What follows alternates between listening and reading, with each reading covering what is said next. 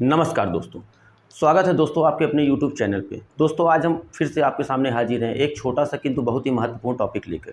दोस्तों आज हम थोड़ी बहुत सामान्य जानकारी वसाओं के बारे में जानेंगे। क्या वसाएँ क्या हैं? वसाओं से हमें क्या लाभ होता है? वसाएँ किन किन चीज़ों से मिलकर बनी होती हैं? क्या कारण है कि महिलाओं को पुरुषों की अपेक्षा कम ठंडी लगती है? बुढ़ापा क्यों आ जाता है जल्दी? इन सब टॉपिक के बारे में दोस्तों हम आज वसाओं के अंतर्गत पढ़ेंगे। चलिए दोस्तों बने रहिए और चलिए देखते हैं क्या है।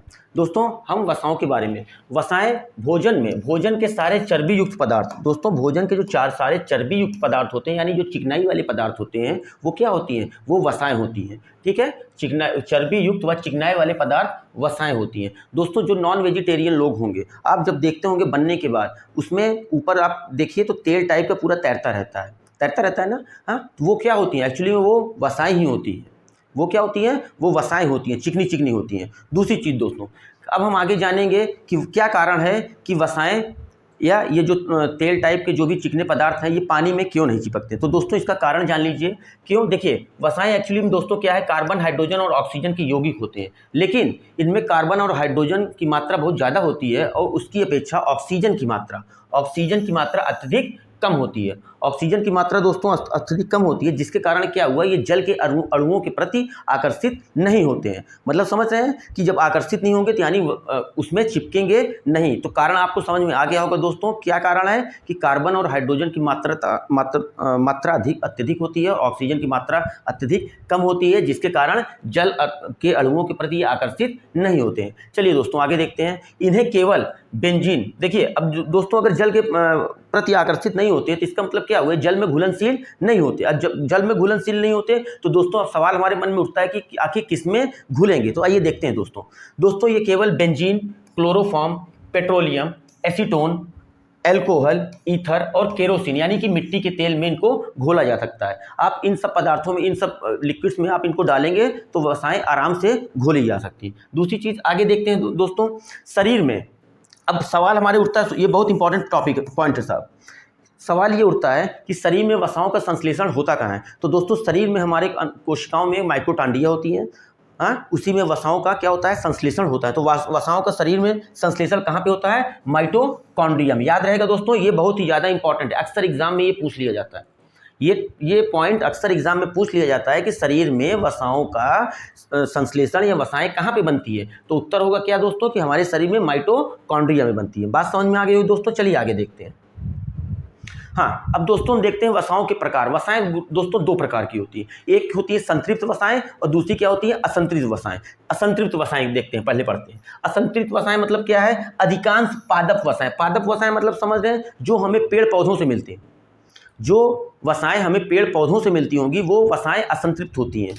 ये हमको वसाएं कैसे मिलती है, जैसे आप लोग जानते होंगे ना दोस्त, क्या है, मूंगफली का तेल, तिल का तेल, सरसों का तेल, सूरजमुखी का तेल, ये सब कैसी वसाएं हैं दोस्तों? ये सब असंतृप्त वसाएं हैं। बात समझ रहे हैं? ये सब कैसी वसाएं हैं? ये असंतृप्त वसाएं हैं और ये हमेशा किस अवस्था में रहती है? ये तरल अवस्था में रहती है। इतनी बात सबको लगता है क्लियर हो गई दोस्तों। अब इन्हीं में आप हाइड्रोजन जब मिला देते हैं, जब हम मिला देते हैं तो हाइड्रोजन मिलाने के बाद इनसे वनस्पति घी बनाया जाता है। याद रहेगा कि असंतृप्त वसी अम्लों में जब हाइड्रोजन मिला दिया जाता है तो इनसे क्या बन जाता है? वनस्पति घी बन जाता है। अब दोस्तों हम देखते हैं संतृप्त वसाओं के बारे में।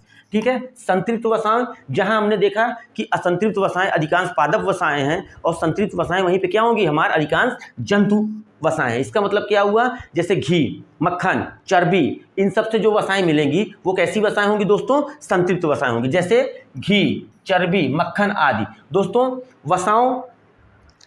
संतृप्त वसाएं जब भोजन में बहुत अधिक मात्रा में हम लेने लगते हैं, भोजन के साथ बहुत ज़्यादा अधिक मात्रा में ग्रहण करने लगते हैं तो एक रोग हो जाता है। इस रोग का नाम क्या है दोस्तों?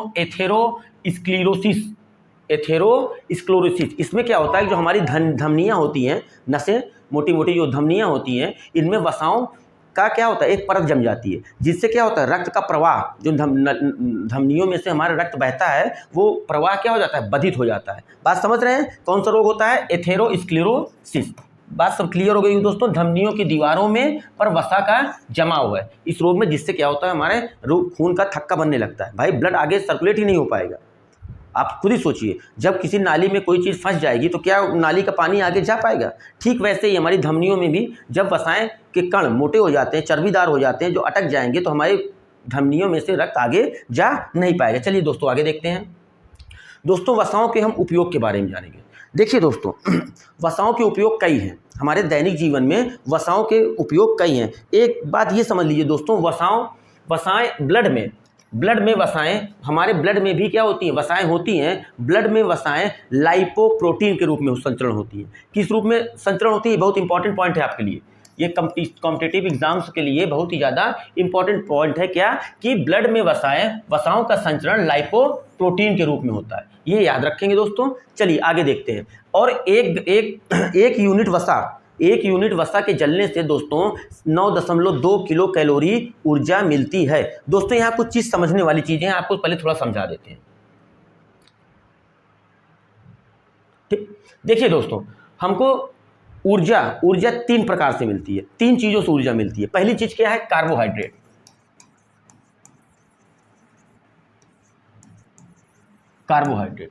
सबसे पहले उनको ऊर्जा किससे मिलती है दोस्तों?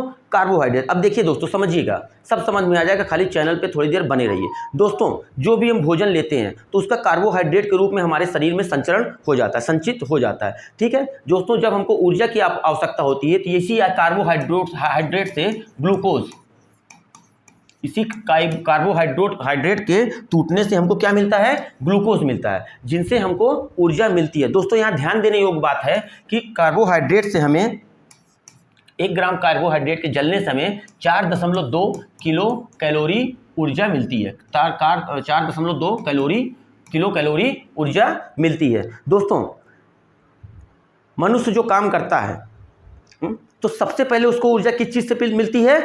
कार्बोहाइड्रेट से। बात समझ रहे हैं? देखिए दोस्तों, जब जितना हम कार्बोहाइड्रेट हमारे शरीर में बना है, अगर उतना कार्बोहाइड्रेट खर्च नहीं होता है तो यही कार्बोहाइड्रेट दोस्तों हमारे शरीर के अंदर वसाओं के रूप में इकट्ठा हो जाता है, जिसे हम आमतौर पे चर्बी कहते हैं। हमारे हाथ में, पेट में, गालों में, जांघ में, हाँ हर जगह आपकी स्किन के नीचे चर्बी होती है। तो बात समझ में आ गई। तो सबसे पहले हमको किस चीज़ से ऊर्जा मिलती है?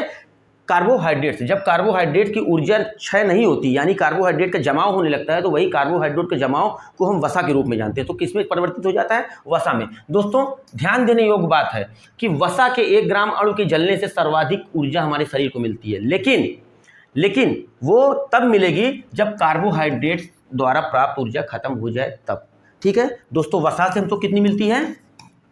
वसा से हमें मिलती है 9.2 किलो कैलोरी। दिख रहा है कि नहीं? 1 ग्राम कार्बोहाइड्रेट के जलने से जहां 4.2 मिलती है, वहीं वसा के 1 ग्राम जलने से 9.2 किलो कैलोरी ऊर्जा मिलती है। ठीक है दोस्तों, अब आगे देखते हैं। दोस्तों शरीर में हमें तीसरे प्रकार से भी एक ऊर्जा का एक स्रोत और भी है। वो तीसरा प्रकार क्या है? प्रोटीन। दोस्तों हमें प्रोटीन से भी ऊर्जा मिलती है, और प्रोटीन से ऊर्जा मिलती है 4.3 किलो कैलोरी प्रति ग्राम। 1 ग्राम प्रोटीन के जलने से हमें हमारे शरीर में 4.3 किलो कैलोरी ऊर्जा मिलती है। लेकिन दोस्तों यहाँ ध्यान देने योग्य बात यह है कि प्रोटीन का मुख्य कार्य ऊर्जा उत्पादन नहीं है, ऊर्जा देना नहीं है। ऊर्जा देता तो है, प्रोटीन ऊर्जा देता तो है, लेकिन प्रमुख कार्य ये नहीं है। प्रमुख कार्य क्या है? शरीर की मरम्मत या कोशिकाओं का निर्माण।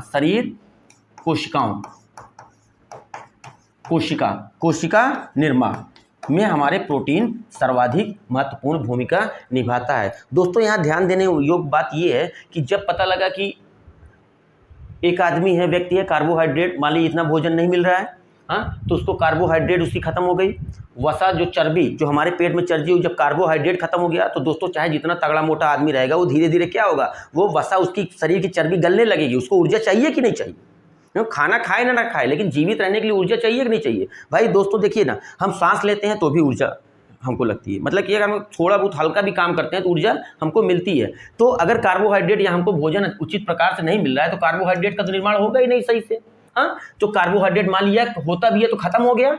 जितना हम काम कर रहे हैं उससे कम कार्बोहाइड्रेट लिए हैं, जितना काम कर रहे हैं उससे कम हमको कार्बोहाइड्रेट से अगर ऊर्जा मिल रही है तो फिर क्या होगा, फिर हमारी ऊर्जा वसा से मिलने लगेगी। अगर कार्बोहाइड्रेट हमारे शरीर का खत्म हो गया है तो इसके बाद ऊर्जा हमको किससे मिलने लगेगी, ऊर्जा हमको वसा से मिलने लगेगी। अगर इन कंडीशन दोस्तों अगर वसा भी हमारे शरीर में खत्म हो जाए यानी चर्बी गल जाए, तो फिर क्या होगा, तो फिर हमें प्रोटीन से ऊर्जा मिलती है। तब याद रखिएगा दोस्तों, सबसे ज़्यादा ऊर्जा किससे मिलती है हमको, वसा से।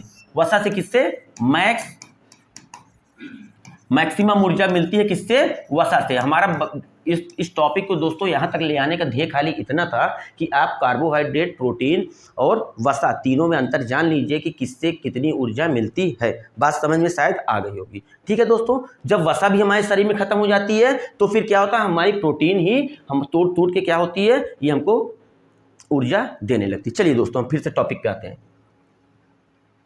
ठीक है, ब्लड में वसाओं का संचरण किस रूप में होता है, लाइपोप्रोटीन में। चलिए दोस्तों, 9.2 किलो कैलोरी ऊर्जा मिलती है 1 ग्राम वसा के जलने से। 1 ग्राम वसा खर्च होने पर हमको 9.2 किलो कैलोरी ऊर्जा मिलती है। यहाँ ध्यान दे, फिर से मैं आपको याद दिला दे रहा हूँ कि कार्बोहाइड्रेट और प्रोटीन दोनों से ज़्यादा ऊर्जा हमको किसमें मिलती है, वसाओं में। परंतु सबसे पहले हमारा शरीर कार्बोहाइड्रेट से ऊर्जा मिल पाता है, फिर इसके बाद किससे, वसाओं से ऊर्जा पाता है। फिर अगर वसा भी खत्म हो जाए तो फिर हमारे शरीर प्रोटीन से ऊर्जा ग्रहण करता है। चलिए दोस्तों अब देखते हैं वसाओं के कुछ अन्य लाभ है। त्वचा के वयस्कों को लगभग, वयस्कों में एक पॉइंट और है दोस्तों, वयस्कों में जो एडल्ट हैं उनको 20 से 30% ऊर्जा वसा से मिलनी चाहिए। जो मतलब वयस्क लोग हैं उनमें सिंपल सी बात है कि जो जितनी भी ऊर्जा का वो व्यय करते हैं पूरे दिन में, उनका 20 से 30% ऊर्जा कहाँ से मिलनी चाहिए, हमको वसाओं से मिलनी चाहिए। देखिए दोस्तों, वसा के अन्य कार्य देखते हैं दोस्तों। त्वचा के नीचे जमा होकर शरीर के ताप को बाहर नहीं जाने देता।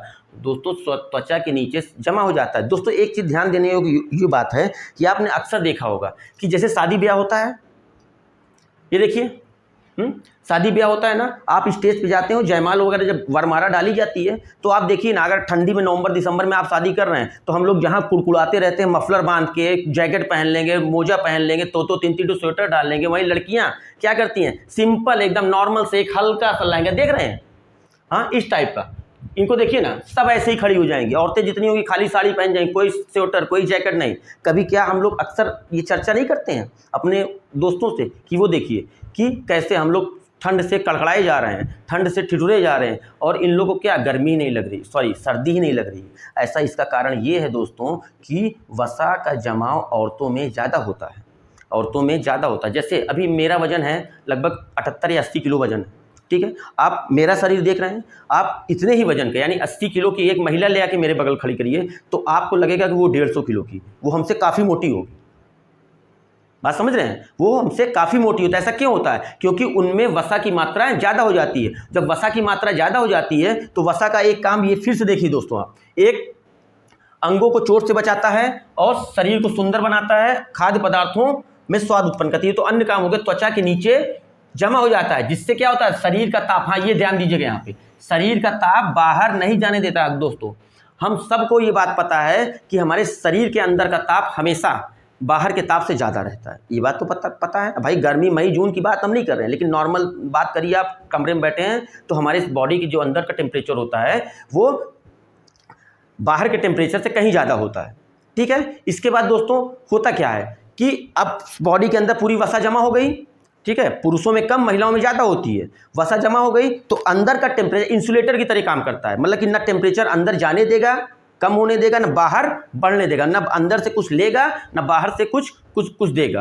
कुछ भी नहीं करेगा। ये अंदर का टेम्परेचर अंदर ही रखेगा, बाहर का टेम्परेचर बाहर ही रखेगा। यानी हमारे शरीर और बाहरी वातावरण के बीच में एक मोटी परत का काम करता है, जो कि दोनों तरफ के ताप को अपना मेंटेन किया। ताप मेंटेन मतलब कहने का मतलब है कि सिर्फ अंदर, शरीर के अंदर का ताप मेंटेन किए रहता है। यही कारण है कि औरतें वसा, मैंने पहले ही बताया आपको कि औरतें और लड़कियों में क्या होता है, चर्बी ज़्यादा होती है, हाँ चर्बी ज़्यादा होती है, वसा ज़्यादा होती है, जिसके कारण उनको ठंडी कम लगती है। दोस्तों यही सब है, ठीक है दोस्तों। और रही बात खाद्य पदार्थों में स्वाद भी उत्पन्न करता है। दूसरी चीज़, हमारे अंगों को, शरीर के भीतरी अंगों को, शरीर के जो भी अंग है, भाई देखिए ना, जिसके पेट पे खूब मोटा पेट ले लीजिए, खूब भोंदू सा, तोंदू जिसको कहते हैं, या टुनटुन, हाँ आप उसके पेट में मारते रहिए, क्या होगा, कुछ नहीं होगा, उसको पता ही नहीं चलेगा।